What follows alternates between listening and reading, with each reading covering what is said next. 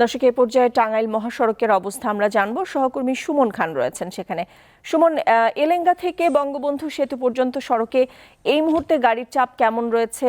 যানজটের কোনো তথ্য আপনার কাছে রয়েছে কিনা?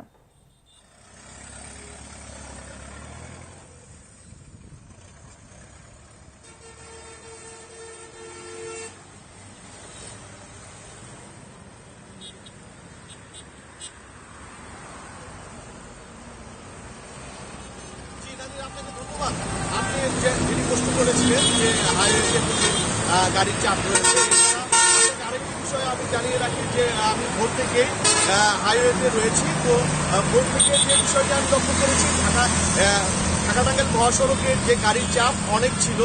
বিশেষ করে একটি দুর্ঘটনায় গরুবাহী একটি ট্রাকের সাথে প্রাইভেট কারের সংঘর্ষ হওয়ার কারণে 3 জন নিহত হয়। এই নিহতর কারণে মূলত 10 কিলোমিটারের যানজটের সৃষ্টি হয়। তো হাইওয়ে পুলিশের সাথে আমি কথা বলেছি, তিনি আমাকে জানিয়েছেন যে একাধিকবার বিভিন্ন দুর্ঘটনার কারণে এই যানজটের সৃষ্টিগুলো হচ্ছে এবং গাড়ি বিপত্তি হচ্ছে। এছাড়া বঙ্গবন্ধু সেতুর টোল আদায় সাথে কর্তৃপক্ষের সাথে আমি কথা বলেছি, তিনি আমাকে জানিয়েছেন 24 ঘন্টায় প্রায় 4 কোটি টাকার মতো টোল আদায় হয়েছে।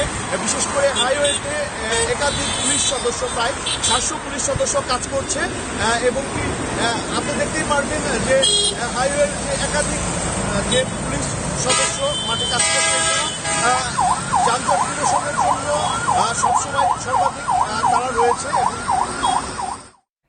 সুমন, ধন্যবাদ আপনাকে।